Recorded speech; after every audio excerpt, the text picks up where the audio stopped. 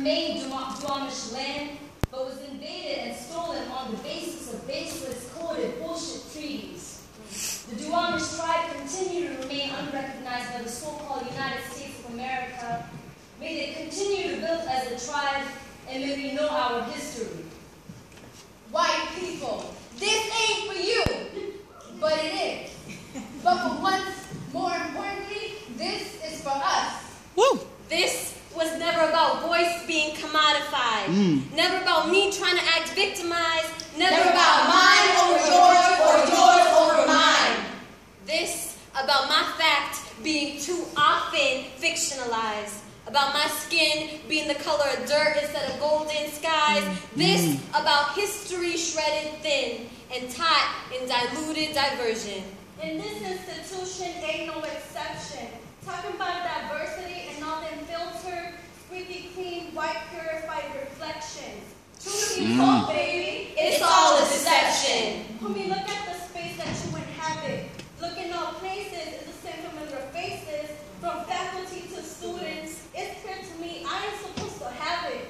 Like this is the unpleasurable reality, unbearable face, the irreplaceable consequence of distasteful taste. My message is not one of hate for you, but it is important that I speak today, so I abandon this condition of self-hate that you perpetuate. I wonder if you realize that I no longer think in my native tongues.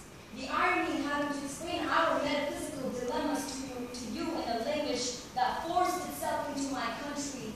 And I can only wish that when the colonizers left, that my people gave less importance to this language that I speak to you in. But if history hadn't made that decision for me, would you not think then that my country was backward, poor, uneducated, for not being drunk on Western discourse?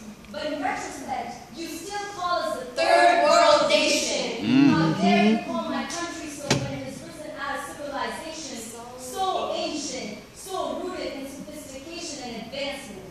Do you not remember that we were left rooted, with our possessions not displayed in your museums? How you gonna tell me I'm in a safe space when all I see is the absence of a brown face? Except for when the image of a brown face is used as an accessory to match the outfit of a mission that has commercialized the meaning of just humane world, diversity, as if my brown face and those brown faces that y'all go help build houses for, take pictures with shiny chains that y'all could then go around and show. It's a ride around and come back to America, land of the dough.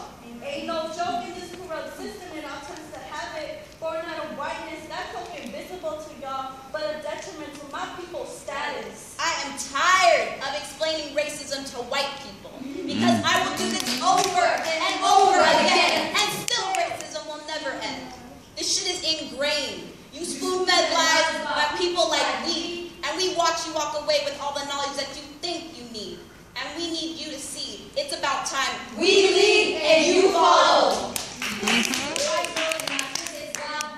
Your eyes always fixed on some point that is never me. But the anger in this body of matter that I become, voice drowned, and how you managed to make me feel invisible with my skin so brown against the shades of your indifference, cruelty in place of compassion is beyond my comprehension.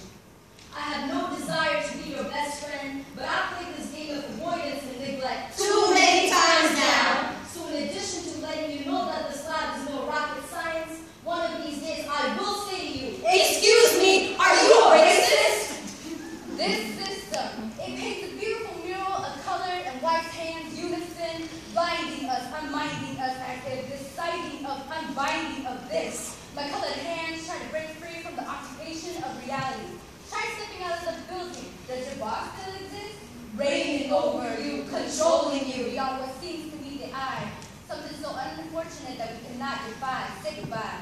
Take off them glasses. Prescription number 5. Dental whiteness so damn thick. Vision 2020 to that colorblind racism. He say you could get your point across if you were less angry. I say no one would hear me till I learned to speak snake. But for that, I'm unwilling.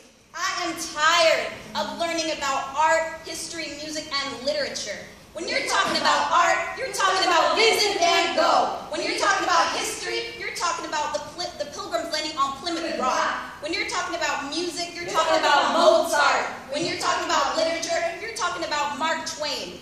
your stories, not mine.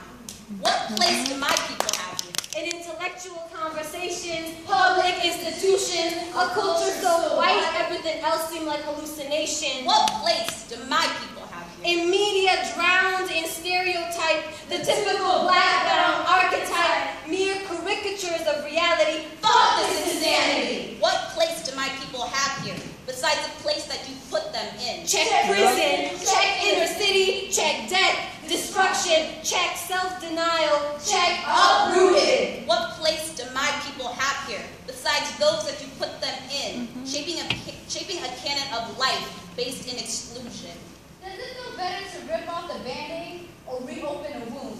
Restructuring society as if it could be tuned into the harmony of peace and beauty presumed, ignoring the fact that the powerlessness every day was my own room. I try to hide, try to make nice, try to slide off my shoulders like melting of ice. But I'm not sorry to say, because I don't want a Band-Aid. The systems of power suck the life out of my parade.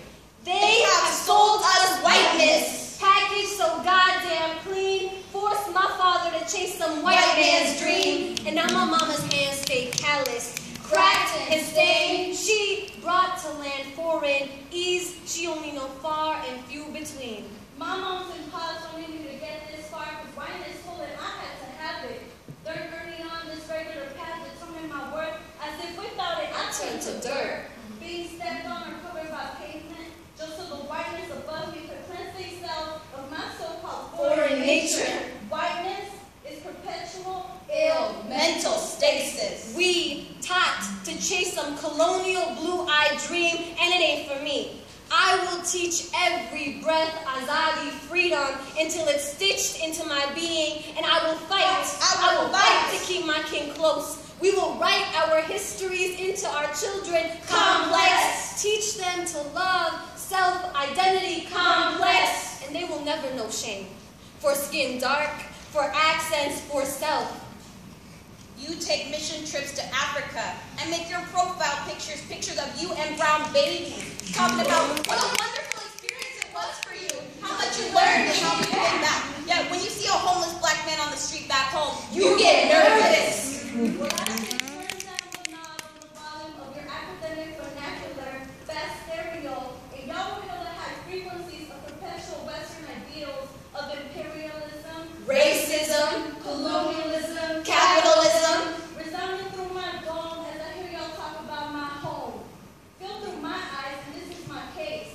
Trying to situate my blaze on that thing that none of y'all can erase. You could read 1,000 books and still bask in ignorance mistook for knowledge. When you fail to listen. So when we're done speaking, we ask for no praise, no applause, but to reevaluate your positions, your understanding of us, our worlds, because we will always stand tall, spine straight, skin brown, words bold, history crisp, and we will not let you break us. Remember, this is not about you. This is about me and my sisters on stage trying to realize we straight divinity, born out of militancy, blood in veins, carry our ancestry. So I keep my teeth sharp and my skin thick, soul elevated, feet grounded. We up on the front lines, voices locked and loaded, unapologetic, mic check.